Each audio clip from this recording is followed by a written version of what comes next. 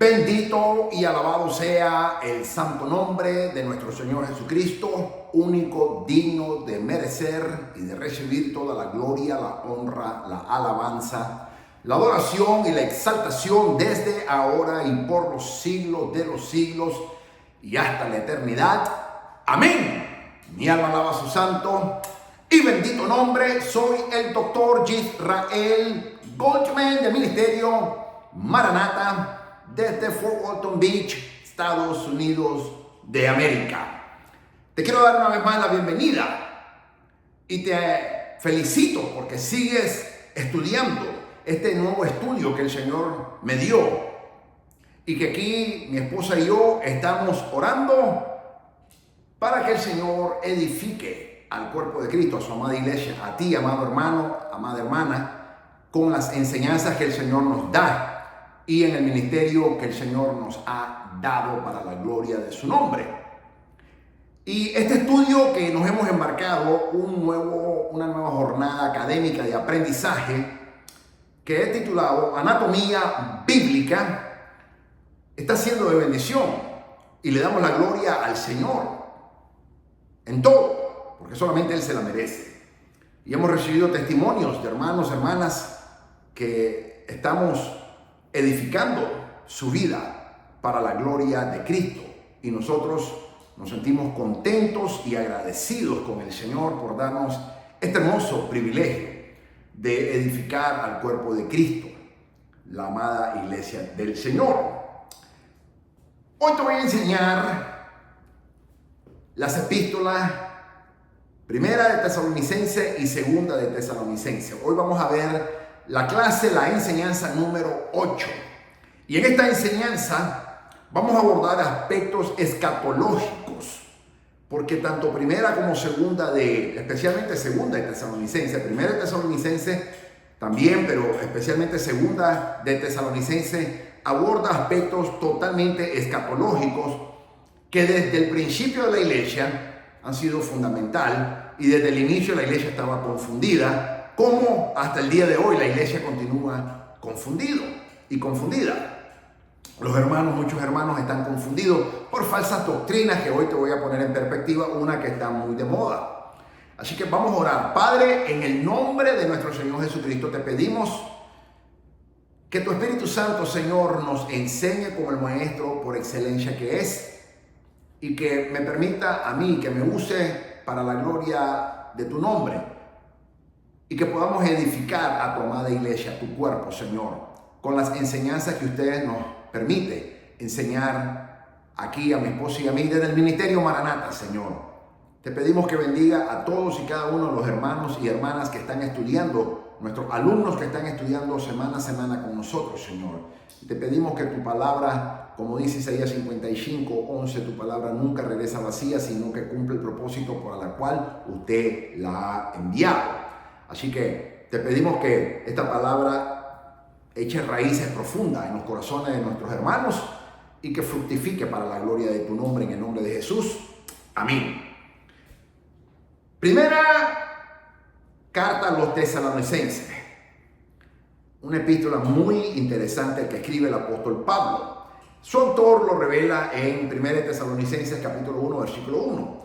Indica claramente en el libro de 1 Tesalonicenses que fue escrita por el apóstol Pablo y probablemente junto con Silas y Timoteo, compañeros de batalla en el ministerio apostólico, misionero, evangelista del apóstol Pablo. La fecha de su inscripción, el libro de la primera Tesalonicense fue escrito aproximadamente en el año 50 de nuestra era. De hecho, fue la primera carta que el apóstol Pablo escribe. No es Romanos. Como dije en una enseñanza anterior, la tercera enseñanza, la cuarta enseñanza, el canon bíblico no está establecido en el orden cronológico como fue escrita. Así que aparece primero como Romanos, pero fue primera Tesalonicense la primera carta que escribe el apóstol Pablo. Y la primera revelación que recibe el apóstol Pablo es el harpazo, es el arrebatamiento. Esa es la primera revelación. Y esta es la primera carta que él escribe. en el año 50 aproximadamente. El propósito de la Escritura: en la iglesia de Tesalónica habían algunos malentendidos, que en realidad eran falsas doctrinas que se estaban enseñando acerca del regreso de Cristo. El apóstol Pablo deseaba aclarárselos en su carta. También le escribe como una instrucción sobre la vida santa, cómo vivir la vida santa que agrada a Dios. Versos clave: 1 Tesalonicenses capítulo 3 versículo 5. Por lo cual también yo, no pudiendo soportar más, envié para informarme de vuestra fe, no sea que hubiese tentado el tentador y que nuestro trabajo resultase en vano. Aquí el apóstol Pablo nos enseña cómo nosotros tenemos que supervisar la obra que estamos conduciendo, que Dios nos ha encomendado. Tenemos que supervisarla para que no sean tentados por el tentador. Me gusta esa expresión que usa el apóstol Pablo. Y el día de hoy vemos el mismo ataque del tentador. Los hermanos están siendo tentados por el tentador a creer falsas doctrinas, que son doctrinas de demonio, promovidas por el mismo Satanás y la iglesia de Satanás que él tiene. 1 Tesalonicenses 3:7 dice: por ello, hermanos, en medio de todas nuestras necesidades y aflicción, fuimos consolados de vosotros por medio de vuestra fe. Y este es el versículo más clave que está en la 1 Tesalonicenses, capítulo 4, versículo 14 al 17. Porque si creemos que Jesús murió y resucitó, así también traerá Dios con Jesús a los que durmieron en él. Por lo cual os decimos esto en palabra del Señor, que nosotros que vivimos, que habremos quedado hasta la venida del Señor, no precederemos a los que durmieron. Porque, escucha esto bien claro, porque el Señor mismo, con voz de mando, con voz de arcángel y con trompeta de Dios, descenderá del cielo, y los muertos en Cristo resucitarán primero. Luego nosotros, los que vivimos, los que hayamos quedado, seremos arrebatados, y esa es la palabra harpazo en el original griego, que significa ser arrebatado con violencia, ser tomado, ser arrebatado. Ese es donde viene la palabra el arrebatamiento, comúnmente conocida como el rapto. En el griego es el harpazo, que significa ser arrebatados. El Señor nos va a arrebatar Él personalmente, juntamente con ellos en las nubes, para recibir al Señor en el aire, y así estaremos siempre con el Señor. Dice que el Señor mismo descenderá del cielo y los muertos en Cristo resucitarán primero. Pero describe el apóstol Pablo cómo es que va a descender el Señor. Dice: porque el Señor mismo, con voz de mando, con voz de arcángel y con trompeta de Dios, descenderá del cielo, y los muertos en Cristo resucitarán primero. Luego nosotros, los que vivimos, los que hayamos quedado, seremos arrebatados, harpazo, juntamente con ellos en las nubes, para recibir al Señor en el aire, y así estaremos siempre con el Señor. 1 Corintios 15, 50-51, habla el apóstol Pablo de otro versículo escatológico que dice que en un abrir y cerrar de ojo seremos transformados a la última trompeta. Y se ha especulado, y hay mucha falsa doctrina en cuanto a que la iglesia va a pasar la tribulación, pero la iglesia no va a pasar la tribulación, porque el Señor la prometió, y lo que el Señor promete, el Señor cumple. Él nunca jamás miente. Pero hay algunos falsos maestros que se llaman pastores de todo tipo, profetas, evangelistas, maestros, apóstoles, de todo se llaman, pero son falsos maestros. Enseñan de que la iglesia va a pasar por la tribulación, porque según la hermenéutica errónea de ellos, dicen, como el apóstol Pablo habla en 1 Corintios 15, 50-51, de que en la última trompeta, entonces ellos asocian esa escritura y esta que está aquí en 1 Tesalonicenses 4:17, de que la última trompeta es Apocalipsis capítulo 11, versículo 16, donde el séptimo ángel toca la séptima trompeta. Pero hay un problema, porque principio hermenéutico número 1 dice que la Biblia interpreta la Biblia. El apóstol Pablo está escribiendo en el año 50, aquí en 1 Tesalonicenses, lo que va a suceder. Todavía el apóstol Juan no había recibido la revelación del libro de Apocalipsis. El apóstol Juan recibe la revelación del libro de Apocalipsis en el año 95, 96 de nuestra era. O sea, unos 45, 46 años más tarde. Y el apóstol Juan escribe en el capítulo 11, versículo 16, donde el séptimo ángel toca la trompeta. Pero sucede algo, y yo quiero que lo leamos, porque es muy interesante lo que dice. En Apocalipsis capítulo 11 y en el versículo 16,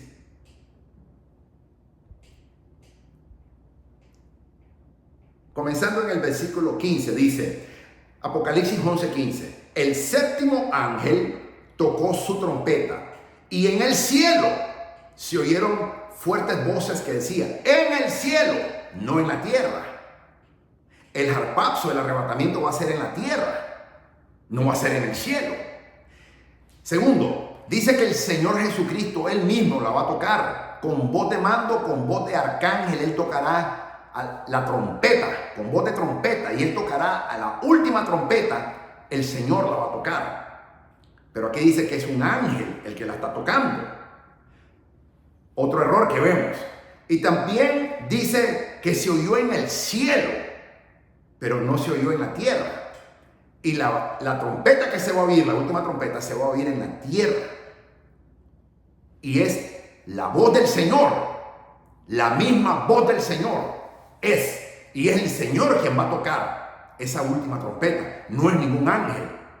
Entonces, hay una equivocación y tú no creas en esas falsas doctrinas que están enseñando de que la iglesia sí va a pasar la tribulación y la gran tribulación, porque según la palabra que ellos erróneamente, hermenéuticamente malinterpretan, dicen de que será hasta la séptima trompeta que toca el séptimo ángel. Pero eso no es lo que enseña la palabra de Dios. Dice que el Señor mismo descenderá del cielo con voz de mando, con voz de arcángel y con voz de trompeta. Y eso dice 1 Tesalonicenses 4:17, 14:17. Y 1 Corintios 15, 50 y 51 dice que seremos transformados en un abrir y cerrar de ojos a la última trompeta. Pero no tiene absolutamente ninguna relación con la séptima trompeta de Apocalipsis capítulo 11, versículo 15. Porque esa trompeta la va a sonar un ángel. Pero no es un ángel el que nos va a arrebatar, es el mismo Señor. Porque Él prometió en Juan capítulo 14, versículo de 1 al 3, que Él iría a preparar moradas para nosotros en las mansiones del Padre, y que así como Él fue, Él personalmente regresaría y va a regresar por nosotros para llevarnos, y que donde Él esté, nosotros, su amada iglesia, también estemos juntamente con Él por la eternidad. Entonces, no creas en esas falsas doctrinas, y por eso quiero hacer hincapié en que Primera de Corintios 15, 50 y 52 y 1 Tesalonicenses capítulo 4, versículo 14 al 17 no tienen ninguna relación con lo que Apocalipsis capítulo 11, versículo 15 dice. Ese es un ángel que la va a tocar en la tribulación, en la gran tribulación empezándola, pero ya la iglesia fue arrebatada, porque Apocalipsis 11, 15 aparece unos 7 capítulos más tarde, después de Apocalipsis 4, versículo 1, que es donde el Señor llama al apóstol Juan, que representa a la iglesia, y dice que él vio una puerta abierta, una ventana abierta en el cielo, y una voz que le dijo, sube acá y yo te mostraré las cosas que han de pasar. Ese es el harpazo, ese es el arrebatamiento que sucede en Apocalipsis capítulo 4, versículo 1. Y la tribulación empieza en Apocalipsis capítulo 6, versículo 1. 2 capítulos que no sabemos cuántos años van a haber, pero sabemos que van a ser mínimo 7 años, posiblemente más, desde que la iglesia sea arrebatada hasta que empiece la tribulación. Así que no te dejes engañar con estos falsos maestros que están engañando a la amada iglesia de nuestro Señor Jesucristo. Y por eso es que Dios manda a verdaderos maestros bíblicos como mi persona y como otros que hay para educar y edificar al cuerpo de Cristo. Entonces continuemos con Tesalonicenses, porque 1 Tesalonicenses nos pone en perspectiva el apóstol Pablo de que así como el Señor se fue, regresará también por nosotros. Y los que ya están durmiendo en el Señor, quiere decir los que ya están durmiendo o muertos en Cristo, pero la Biblia dice que no morimos, sino que dormimos. Dice que no los vamos a preceder a ellos, sino que ellos serán primero tomados en el aire en el cielo. Luego nosotros, los que estemos vivos en la tierra, seremos harpazo, arrebatados por el Señor, que Él va a descender del cielo y Él con voz de mando, con voz de arcángel y con voz de trompeta nos va a llamar y nos encontraremos en las nubes, en el aire, en el cielo, con nuestro amado Señor y Salvador, y Él entonces nos llevará a la morada celestial, al cielo, en donde vamos a estar en el cielo, no por toda la eternidad, porque se dice también que vamos a estar en toda la eternidad, no en este cielo, en el nuevo cielo y especialmente en la nueva Jerusalén. En el capítulo 21 del libro Apocalipsis dice bien claro dónde es la morada de la esposa del Cordero, que es la iglesia, que es la ciudad, la nueva Jerusalén que desciende del cielo, después que hay nuevo cielo, nueva tierra. Eso es después de que pasó la tribulación, después de los 1000 años del reinado de Cristo, ya para antes, cuando está terminando los 1000 años de reinado, antes de empezar la eternidad, ahí es cuando el apóstol Juan mira al finalizar los 1000 años del reinado de Cristo corporal en la tierra desde Jerusalén. Entonces baja la ciudad como desposada, no es la esposa, es la morada de la esposa, es la nueva Jerusalén, donde únicamente la iglesia que sea arrebatada tiene el privilegio de vivir con el Señor. Los judíos que se convierten, que no están en la iglesia, o sea, quiere decir que van a venir a conocer al Señor Jesucristo en la gran tribulación, y los gentiles que conozcan al Señor Jesucristo, esos se les conocen como los santos de la tribulación. Ellos no van a vivir en la nueva Jerusalén. Ellos no van a vivir. Ese privilegio únicamente está diseñado y asignado por Dios solamente para su amada iglesia. Otra confusión que hay, y esta no es una clase del libro de Apocalipsis, pero sí estamos viendo aspectos escatológicos, es Apocalipsis capítulo 7. Yo he escuchado a muchos pastores enseñando equivocadamente que esa gran multitud que nadie podía enumerar, de toda lengua, tribu y nación, que habla Apocalipsis capítulo 7, dicen que esa es la iglesia. Y esa no es la iglesia. ¿Por qué yo lo sé? Porque la Biblia se interpreta así sola y la Biblia nos da la respuesta. Cuando uno de los ancianos le pregunta al apóstol Juan, que representa a la iglesia, le dice, ¿quiénes son estos?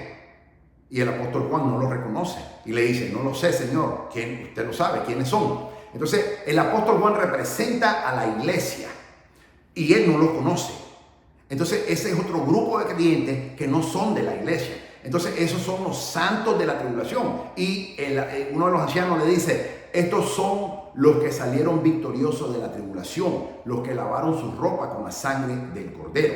Esos se les conocen como los santos de la tribulación, que van a incluir tanto gentiles como judíos, pero no son de la iglesia. La iglesia somos tú y yo, seas judío, seas griego, pero que seamos arrebatados en el harpazo con nuestro Señor Jesucristo en Apocalipsis capítulo 4 versículo 1, cumpliendo 1 Tesalonicenses capítulo 4 versículo 17 y 1 de Corintios capítulo 15 versículos 50 y 52, es donde el Señor promete en Juan capítulo 14 versículo de 1 y 3 que Él personalmente va a venir por su iglesia.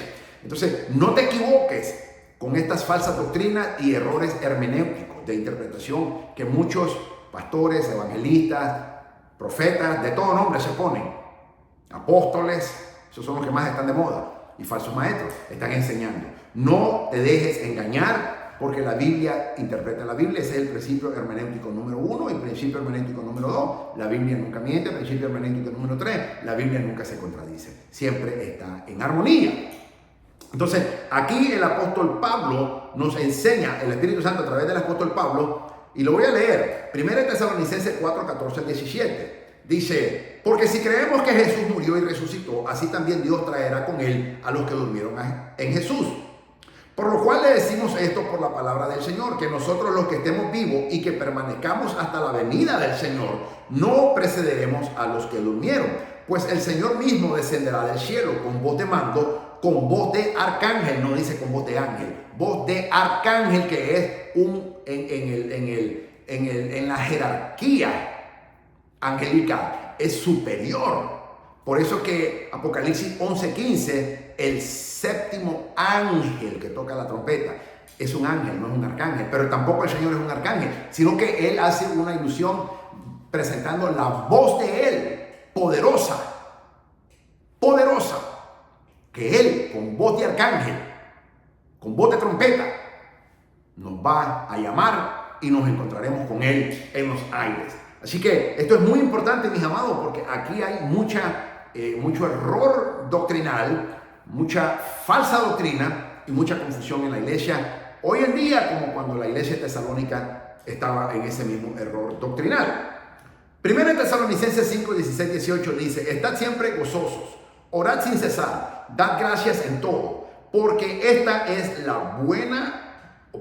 voluntad de Dios para con vosotros en Cristo Jesús. Repito, 1 Tesalonicenses 5, 16, 18. Estad siempre gozosos, orad sin cesar, dad gracias en todo, porque esta es la voluntad de Dios para con vosotros en Cristo Jesús. En cuanto a un breve resumen, los primeros 3 capítulos son acerca del apóstol Pablo anhelando visitar la iglesia en Tesalónica, pero sin haberlo logrado porque Satanás se lo impidió.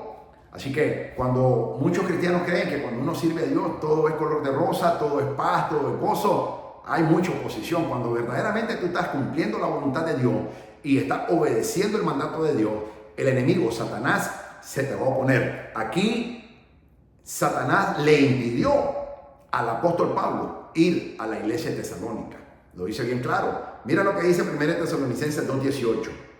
Ya que queríamos ir a ustedes, al menos yo, Pablo, más de una vez, pero Satanás nos lo ha impedido. No dijo no fue la voluntad de Dios, dijo Satanás nos lo ha impedido. Entonces toma confort, anímate, porque si tú miras que tienes oposición y tú estás obedeciendo lo que Dios te dijo que hiciera, tú estás haciendo la santa voluntad, la santa y perfecta voluntad de Dios en lo que Dios te haya dicho que hagas, y miras oposición que viene del enemigo, la oposición nunca viene de parte de Dios, siempre viene de parte del enemigo.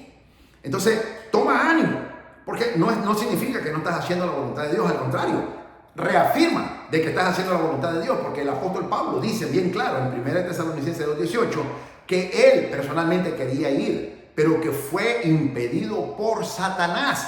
Y muchas veces nosotros vemos cómo el enemigo, Satanás y las fuerzas demoníacas, el mismo infierno se levanta y hay una tremenda oposición cuando estamos tú y yo obedeciendo a Dios, al Señor, en hacer y en cumplir su santa y perfecta voluntad. Así que cobra ánimo, mi amado y mi amada, porque esto nos dice y nos confirma de que estamos en la voluntad perfecta de Dios. En el capítulo,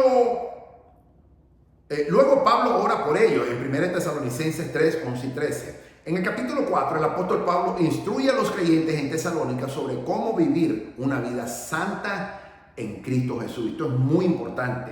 En el capítulo 4, interesante que antes del arrebatamiento, el Espíritu Santo nos habla y dice, prácticamente el Espíritu Santo nos dice que si queremos ser arrebatados al cielo, en el harpapso, en el arrebatamiento, tenemos que vivir y estar viviendo una vida santa que agrade a Dios. Eso es lo que enseña el capítulo 4. El apóstol Pablo, inspirado por el Espíritu Santo, instruye a ti y a mí, a la iglesia de Tesalónica y a la iglesia actual del mundo actual en el siglo XXI, a todos los creyentes, de que a cómo vivir una vida santa en Cristo Jesús. Tú y yo tenemos que vivir en santidad. Tú y yo tenemos que vivir una vida santa delante de Dios. Tú y yo tenemos que vivir una vida que traiga gloria a Dios y que vivamos en una santidad sincera, no de apariencia, en una santidad sincera que no es religiosidad, sino es una vida santa que agrade a Dios. Y entonces, y solamente entonces, cuando el Señor baje, seremos arrebatados en los aires del cielo con Él. De lo contrario, sin santidad, nadie verá al Señor, dice la palabra santa de Dios. Por eso es que estas iglesias liberales que tú miras, ellos se van a quedar, porque ellos no están en santidad, ellos no están en temor y temblor delante de Dios, ellos no esperan al Señor. Ellos hablan como que Cristo nunca va a venir, ellos no quieren que venga el Señor, porque son iglesias falsas. Son iglesias falsas, esa es la Odisea, tiene una etiqueta de que está viva, pero está muerta. Esa es la iglesia moderna que está hoy en día, la iglesia del Evangelio de la Prosperidad, la iglesia de la sanidad. Esas iglesias liberales que tú miras, que son la mayoría que están en los medios de comunicación, para que tú sepas. Ten cuidado, porque si no estamos viviendo en esa verdadera vida santa que agrade a Dios, no te vas a ir con el Señor, ni tampoco yo. Porque sin santidad nadie verá al Señor, dice la palabra. Entonces, hay que tener mucho cuidado. Santidad no significa que las hermanas tienen que andar sin pintura, que las hermanas tienen que andar con un vestido de arrastre. Eso no es santidad.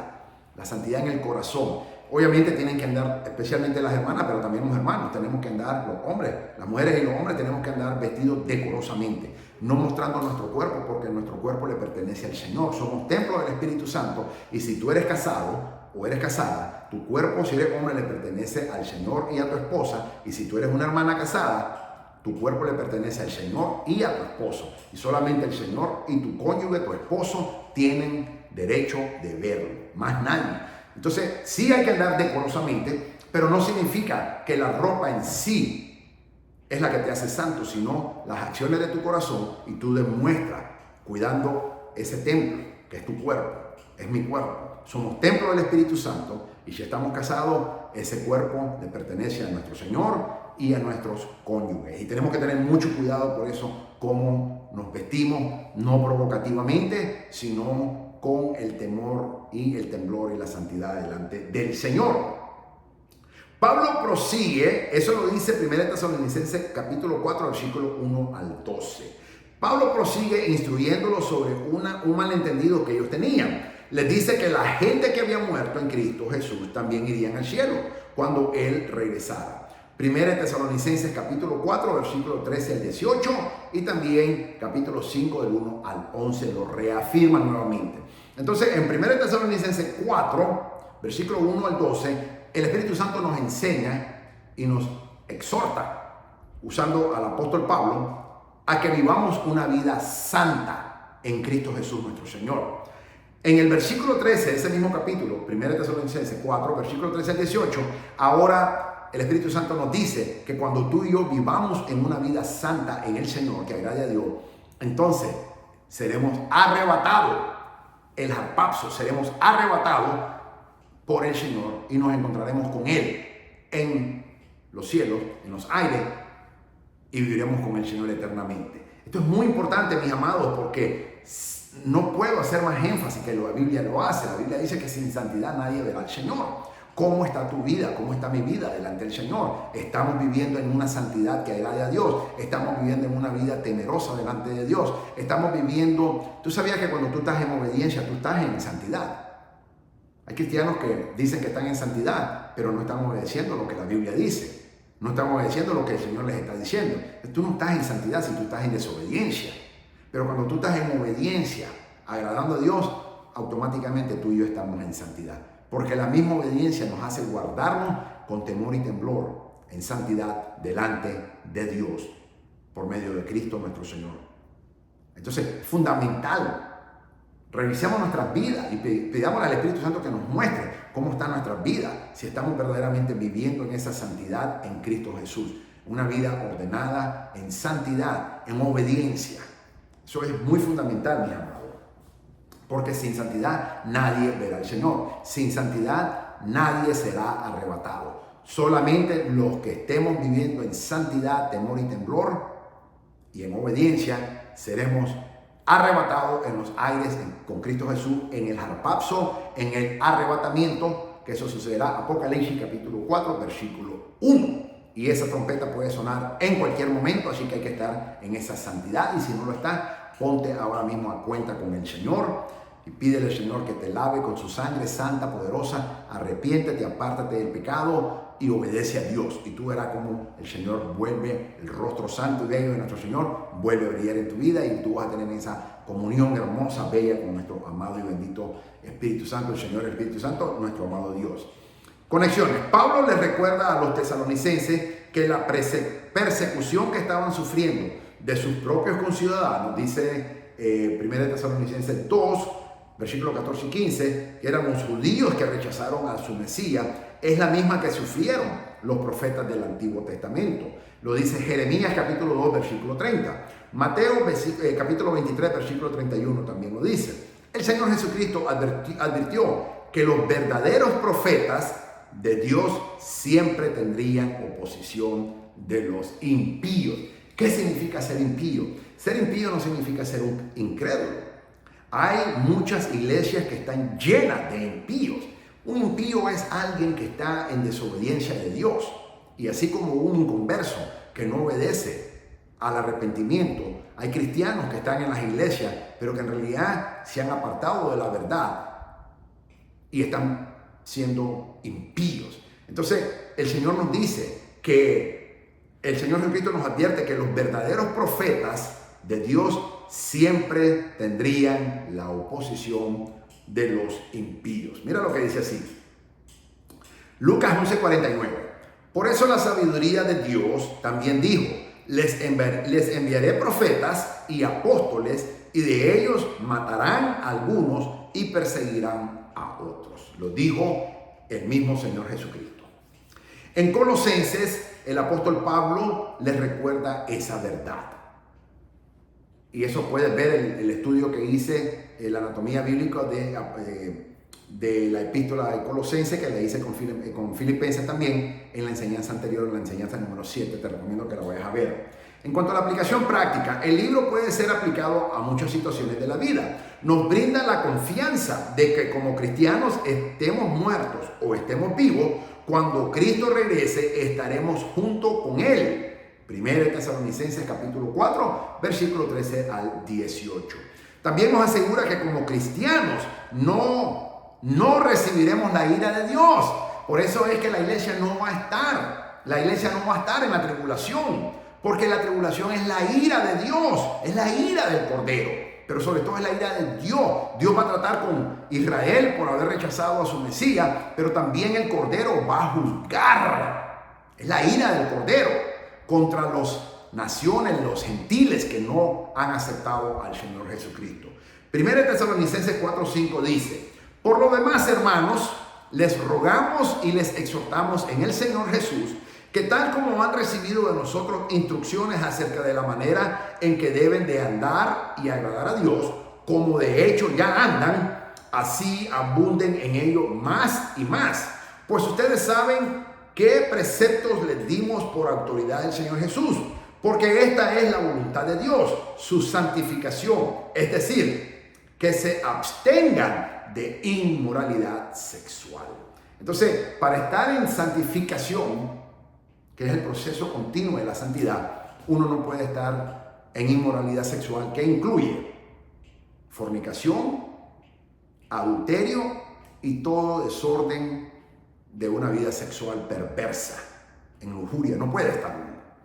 Entonces, eso es fundamental, que nosotros conduzcamos nuestra manera de vivir delante del Señor, porque sin santidad nadie verá al Señor. Por eso tenemos que estar en santificación, que es un proceso continuo, día a día, hora a hora, minuto a minuto, que el Señor nos está santificando por medio de su santa palabra, número 1, y por medio de la comunión que tenemos con el Señor.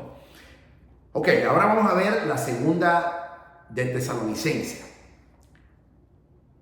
Segunda Tesalonicenses 1:1 indica el libro de la misma que fue escrita por el apóstol Pablo y probablemente también junto con Silas y Timoteo. Se les da cierto crédito tanto a Silas como a Timoteo, tanto en la primera como en la segunda carta de Tesalonicenses. La fecha de la inscripción de esta segunda carta de Tesalonicenses probablemente fue escrita entre el año 51 y 52, un año o 2 años después de la primera de Tesalonicenses. El propósito de la escritura: la iglesia tesalónica aún tenía algunos males entendidos acerca del día del Señor. El apóstol Pablo manda la primera carta aproximadamente en el año 50. Un año, 2 años más tarde, la iglesia tesalónica continúa confundida porque no habían tenido madurez espiritual y seguían estos falsos maestros engañando a la iglesia con su falsa doctrina. Y el apóstol Pablo se ve en la obligación una vez más y con la responsabilidad espiritual de mandar una corrección. Ellos pensaban que ya había acontecido. Eso es lo que ellos pensaban. Así que dejaron de trabajar. O sea, la gente dejó de trabajar. Los hermanos en Tesalónica dejó de trabajar. Porque dicen, pero ¿qué vamos a seguir trabajando si ya el Señor vino? Ya el día del Señor vino. Entonces, no es así. Ellos estaban siendo gravemente perseguidos. El apóstol Pablo escribió para aclarar los malentendidos, pero también para consolarlos. Versículos claves. Segunda Tesalonicenses 1, versículos 6 al 7. Porque es justo delante de Dios pagar con tribulación a los que os atribulan, y a vosotros que sois atribulados dará reposo con nosotros cuando se manifieste el Señor desde el cielo con los ángeles de su poder. El apóstol Pablo inmediatamente aclara que el Señor todavía no se ha manifestado. Ellos creían que ya el Señor había venido porque hay una falsa doctrina que se estaba enseñando. Segunda Tesalonicenses capítulo 2, versículo 13. Pero nosotros debemos dar siempre gracias a Dios respecto a vosotros, hermanos amados por el Señor, de que Dios os haya escogido desde el principio para salvación, mediante la santificación, subraya esa palabra, por el Espíritu y la fe en la verdad. ¿Quién es la verdad? Nuestro Señor Jesucristo. La fe en nuestro Señor Jesucristo. Segunda de Tesalonicenses capítulo 3, versículo 3. Pero fiel es el Señor que os afirmará y guardará del mal. Segunda de Tesalonicenses capítulo 3, versículo 10 dice, porque también cuando estábamos con vosotros os ordenábamos esto, que si alguno no quiere trabajar, tampoco coma. Esto es vital, porque muchas veces las iglesias están llenas de hermanos que solo saben pedir, pero no quieren trabajar. Y esto es vital. La Biblia dice que el que no trabaje, que no coma. Lo dice el apóstol Pablo aquí en 2 Tesalonicenses capítulo 3, versículo 10. Porque también cuando estábamos con vosotros os ordenábamos esto. Si alguno no quiere trabajar, tampoco coma. Vital. Hay que trabajar todos los días en la obra de Dios y también en la vida secular. Como que el Señor va a venir en 1000 años, pero lo esperamos como que va a venir hoy. Tenemos que trabajar arduamente, tanto en la obra de Dios como en lo secular, y darle gloria a Dios a través de nuestro testimonio, nuestro trabajo, para glorificar a Dios, porque no le trabajamos al hombre, sino que le trabajamos a Dios, dice la palabra. Breve resumen. El apóstol Pablo saluda a la iglesia en Tesalónica y los anima, como también los exhorta. Los alaba por lo que ha oído que están haciendo en el Señor y ora por ellos. Segunda Tesalonicenses, capítulo 1, versículo 1 al 12. Ahora, en el capítulo 2, Pablo explica lo que sucederá en el día del Señor. Esto es muy importante. Y aquí hay un principio escatológico que es fundamental que tú lo aprendas. Dice Segunda Tesalonicenses, capítulo 2, versículo 1 al 12, y lo voy a leer. Pero con respecto a la venida de nuestro Señor Jesucristo y a nuestra reunión con Él, les rogamos, hermanos, que no sean sacudidos fácilmente en su modo de pensar, ni se alarmen ni por espíritu, ni por palabra, ni por carta como si fuera de nosotros, en el sentido de que el día del Señor ha llegado. El Señor no ha venido todavía. Muchos están enseñando que ya estamos viviendo la tribulación. Falso. El Señor no ha venido todavía. No ha venido por su iglesia. Su iglesia no ha sido arrebatada. Mientras su iglesia no sea arrebatada, no puede venir la tribulación. Lo dice bien claro la palabra santa de Dios. Que nadie los engañe en ninguna manera, porque no vendrá sin que primero venga la apostasía y sea revelado el hombre del pecado, el hijo de perdición. Ok, primero no vendrá sin que antes venga la apostasía. La iglesia hace muchos años vive en apostasía. Apostasía es apatía, enfriamiento espiritual. Podemos ponerlo en una contextura sencilla. Ser apático significa que no siento nada por alguien. Entonces, tenemos que estar conscientes de que la iglesia hace muchos años está viviendo en una apostasía. Y la palabra dice que primero tiene que venir la apostasía para que se pueda revelar el hombre del pecado, que es el anticristo. El hijo de perdición, me llama la palabra. Él tiene varios títulos. Ese es uno de ellos, el hombre del pecado, el hijo de perdición. El apóstol Pablo utiliza referencia del libro de Daniel, que es 100% escatológico, especialmente los últimos capítulos. Conexiones. El apóstol Pablo se refiere a varios pasajes del Antiguo Testamento en su discurso sobre el fin de los tiempos, con lo cual confirma y concilia a los profetas del Antiguo Testamento. Muchas de sus enseñanzas sobre el fin de los tiempos en esta carta está basada en el profeta Daniel y sus visiones. Mira lo que dice 2 Tesalonicenses 2, versículos 3 al 9.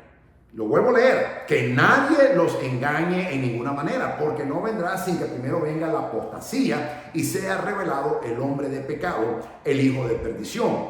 Este se opone y se exalta sobre todo lo que se llama Dios con D minúscula, o es objeto de culto, de manera que se siente en el templo de Dios, de mayúscula, el templo que se va a construir, el tercer templo, presentándose como que si él mismo fuera Dios.